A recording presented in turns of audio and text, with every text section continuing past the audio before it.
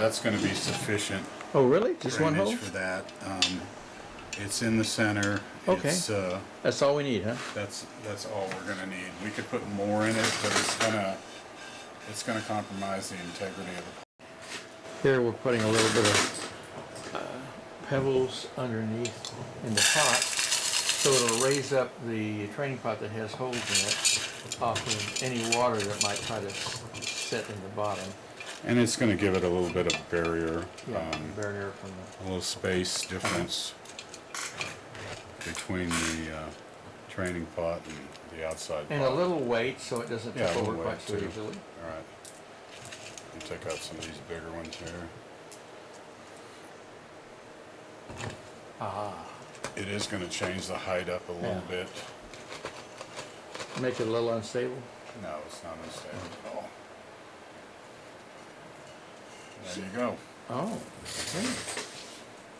That'll actually give it some breathing room on the sides and bottom too, which is going to be better for the overall health of the tree.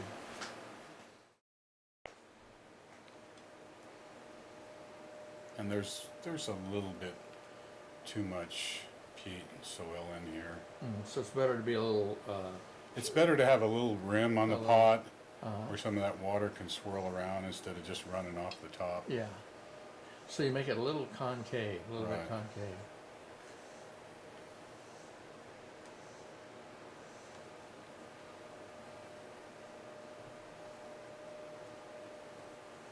It's better to get a little bit of air and movement in between these legs. Does Bonsai Jack sell those forks? They do with a lot of other people. You can just get these just about anywhere. You can punch in bonsai tools or bonsai tools, and just about everybody has them. You don't even have to have anything like this. I think I've got an ordinary kitchen fork in here. Yeah, but that was shaped kind of nice. It does have a different shape, but I'm just saying for all those people that can't get out there and start buying tools. Yeah. You can make do. I got to tell you, a kitchen fork works just fine. Yeah. Oh, there's a kitchen fork, yeah. And if you need a flat section, you can use this other section. But okay. a lot of times when you're first starting out in bonsai, the tools are not cheap, and you've got to improvise with a lot of stuff until you can afford to get those, or so. And some of the tools I've made myself, for specialty tools. We're just going to take some of this out. It's going to aerate the top of the soil. Yeah. It's not hurting the roots at all, and the water will flow a little bit better in the pot.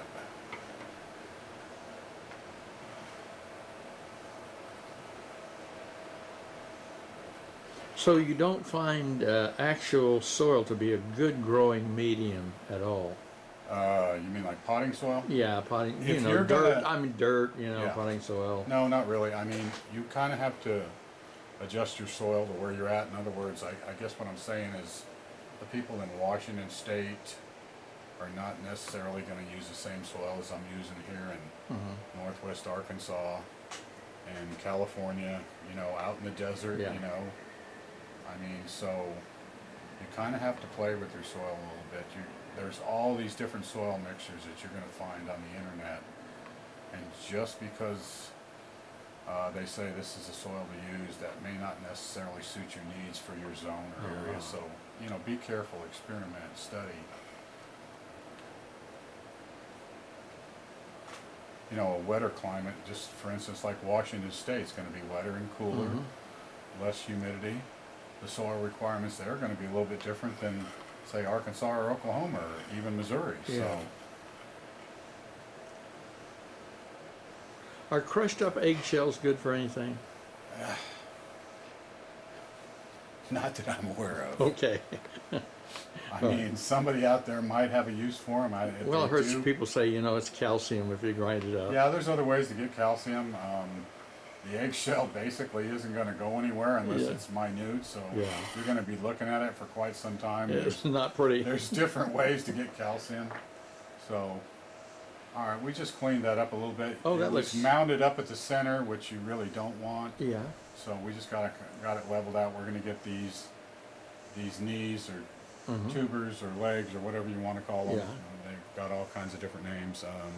We're gonna give them a little bit more air. Yeah, and I'll take a toothbrush. And Well, gently if do I it. have a toothbrush, I can actually, I do, I just,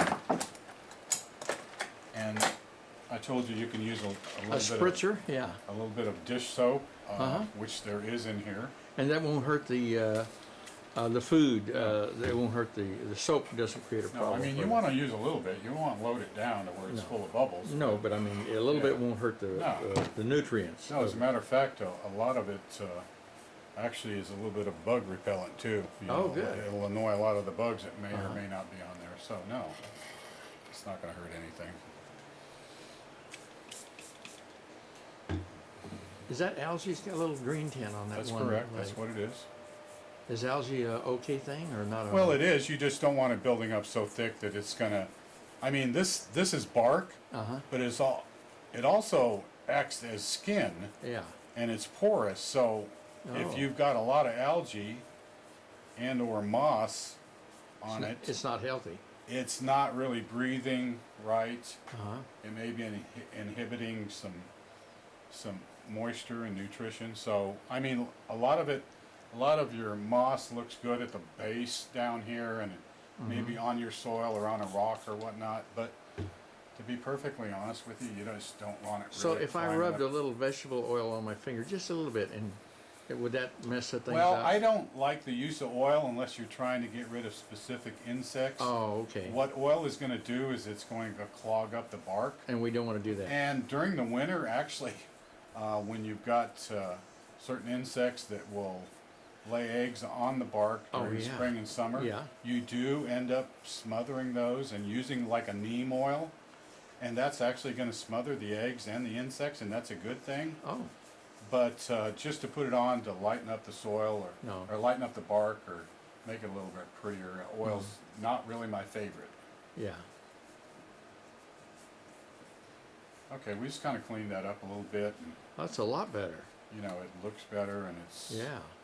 actually. Now, would you recommend doing that every couple of days? No. You all you have to. I mean, you don't want to be working on your tree constantly. What you can do. Well, I mean, and honestly, I tell people if you get a bonsai, it's kind of like getting a pet. I mean, they require daily care. Even if you're just looking at the general health of the tree, yeah. it's not. You don't get a bonsai and then just walk away from it and water it every once in a while. Right, right. Because you know what, you're going to lose it. Yeah. I mean, so I don't want to say in any form or fashion that it's like having a kid or a pet, but you need to look at it that way. It's a commitment. Yeah, if I travel somewhere, I hire somebody to Yeah. water my stuff and to keep an eye, you know, to give them directions on how, you know, what they can do with each little bonsai or tree in a pot or whatever. But anyway, that's just kind of a quick tune-up on this little tree. Oh, it's wonderful. And certainly not the best shape we can get out of it, but right now, because you've just recently bought it and it's been moved around, I don't want to Mess with it. spend a lot of time, you know, on it until it kind of renews its vigor and gets a little bit healthier. And, you know, honestly, the ficuses don't like to be messed with a lot. So in, say, 10 to 14 days, if it starts shooting up long shoots of runners, do I want to trim those a little bit or kind of leave them alone? Or, you know, it has You a- have an option to just let them run Uh-huh. or take them off. Either way. Bonsai is really it's constant pinching and pruning. All right. Now, if you want to get a better canopy in your tree and you want the individual limbs to thicken up, during the spring they're going to have a growth spurt. Middle of summer they're going to have another one. If you want those to harden off, get thicker, and produce a better limb and a stronger canopy, let it go all summer. But then late summer, before you've got plenty of time for frost, go ahead and prune it back a little bit. That way you're thin. Actually, it's going to help the thickness of the trunk. It's going to help the thickness of the limbs. So let it go. I mean, if you can stand it. I can stand it. I have trees that I'm forming new canopies on because I collected them, and they're basically a stump, so they're forming a new canopy. I try to let the limbs go pretty much all spring and summer, and then I go in and do selective pruning, and that way the limbs have a chance to thicken up and decide, you know, you have to decide what kind of canopy you want in and just go from there. That's what I unintentionally did with that boxwood I brought you. Yeah. I'd let it go until it was wild. It's really hard for a bonsai artist to do that because he always wants to pick and prune and pinch because it's like in your DNA, you know. So it's hard, but sometimes, you know, you can go to where people raise bonsais and we have, I don't know, 400 or 500 in training or in different forms of growth, some finished, some unfinished, some newly collected. It's hard to let them go, but when you've collected a tree and you're forming a new canopy, you do have to pretty much leave them. Now, you could save that old peat moss, couldn't you? Oh, absolutely. Yeah, and reuse it. That's good. Yeah. That's good. Yeah. All right.